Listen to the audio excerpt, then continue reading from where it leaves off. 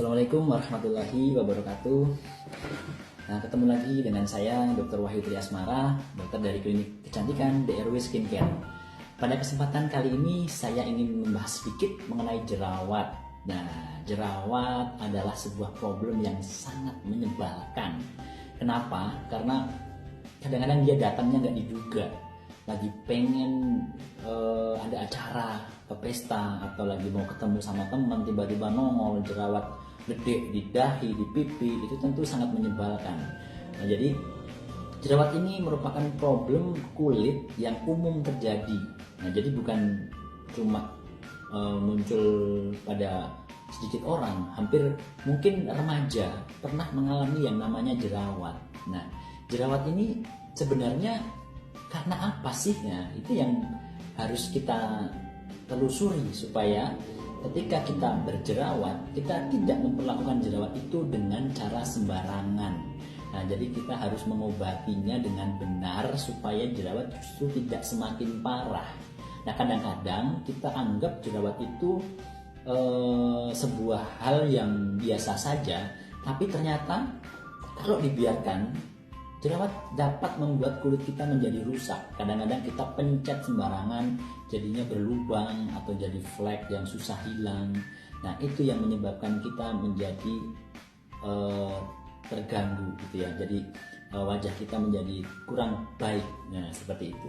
Nah, pertama-tama yang perlu teman-teman ketahui, jerawat itu timbul biasanya pada usia-usia remaja. Jadi pada usia-usia pubertas. Hal ini disebabkan karena hormonal. Nah, pengaruh hormonal ini akan memicu pertumbuhan jerawat karena produksi minyak yang berlebihan. Nah, rata-rata orang yang berjerawat itu kondisi kulitnya biasanya memang produksi kelenjar minyaknya cukup banyak. Nah, dari minyak itu dia memproduksi setiap hari yang pada akhirnya akan dikeluarkan lewat pori-pori. Namun karena pori-porinya tersumbat, akhirnya dia lebih banyak terkumpul di dalam pori-pori kita yang makin lama menjadi semakin banyak dan akhirnya timbul menjadi jerawat. Nah, selain itu, jerawat juga bisa disebabkan karena faktor kebersihan. Nah, kadang-kadang kita lupa cuci muka atau mungkin lagi banyak kegiatan di lapangan, kita terpapar debu, terpapar kotoran. Jerawat juga akan bisa makin lebih cepat untuk muncul. Nah, selain itu apalagi yang bisa memicu jerawat? Sebenarnya memang faktor utamanya adalah tadi ya, faktor hormon dan faktor kelenjar minyak yang memproduksi secara berlebihan. Namun pengalaman saya di lapangan, saya mengamati bahwa faktor makanan ini sangat erat kaitannya dengan munculnya jerawat. Walaupun secara ilmiah barangkali makanan tidak menimbulkan masalah di jerawat, namun faktanya di lapangan ketika seseorang mengkonsumsi terlalu tinggi makanan yang mengandung protein, semisal telur atau susu atau seafood, cumi-cumi, udang, ikan tongkol, kacang-kacangan, keju, itu yang saya amati penyembuhan untuk jerawat yang pasien saya alami itu lebih lama.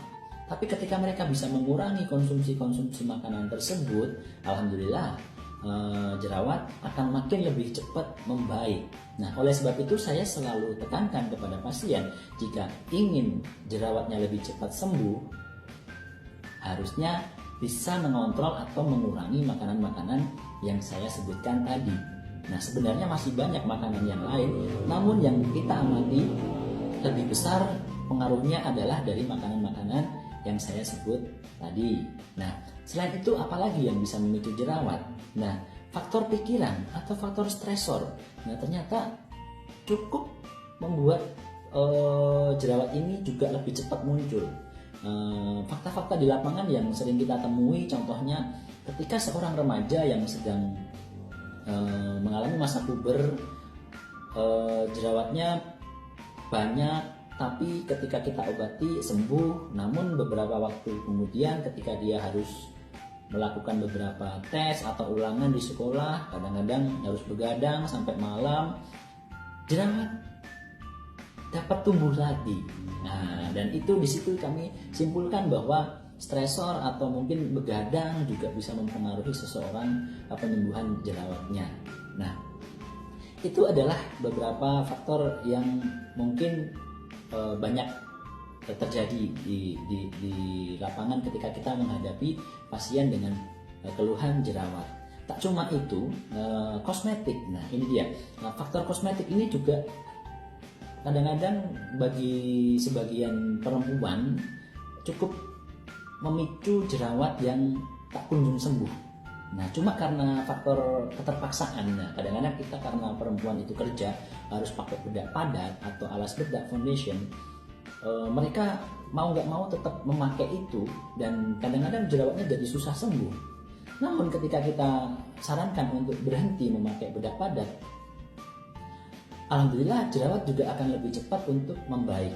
Dan dari situ kita simpulkan bahwa bedak padat atau alas bedak yang sifatnya agak berat di kulit ternyata memang sangat mempengaruhi dari penyembuhan jerawat itu sendiri. Oleh karena itu, saya tekankan selalu kepada pasien-pasien saya, walaupun secara istilahnya penelitian mungkin itu belum terlalu dibahas atau belum terlalu dalam tentang faktor-faktor dari kosmetik tersebut, tapi menurut saya secara pengamatan hal ini sangat mempengaruhi terhadap keberhasilan seseorang ketika mengobati jerawat mereka. Nah, dari faktor-faktor ini kita dapat menyimpulkan bahwa jerawat ini bukan sekedar istilahnya disebabkan oleh 1-2 penyebab saja. Jadi multifaktor yang bisa menyebabkan seseorang mengalami jerawat dan tak kunjung sembuh.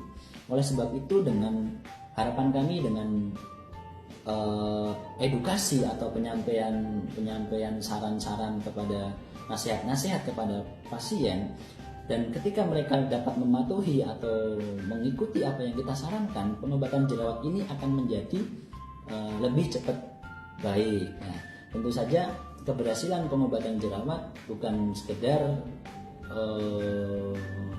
dari obat atau dari produk saja, tapi memang lebih banyak kita tekankan akan kesadaran dari pasien untuk menjaga atau merawat diri di rumah, supaya hasil dari perawatan itu menjadi lebih cepat berhasil. Nah, mungkin penyebab-penyebab jerawat tadi hanya sebagian kecil yang sering kita amati di klinik terhadap pasien.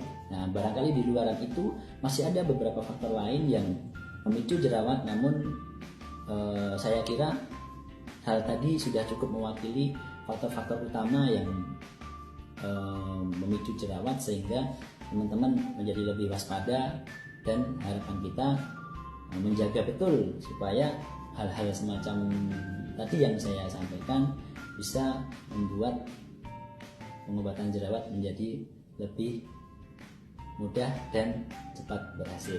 Nah, saya kira itu yang bisa saya sampaikan. Mungkin di lain kesempatan saya akan membahas lagi tentang bagaimana secara detail mengobati jerawat supaya lebih cepat berhasil. Nah, wassalamualaikum warahmatullahi wabarakatuh. Bagi pemirsa yang mau bertanya seputar materi jerawat, silahkan kirimkan pertanyaan di kolom komentar video YouTube ini. Dan jangan lupa like dan subscribe channel YouTube DRW Show TV. Terima kasih.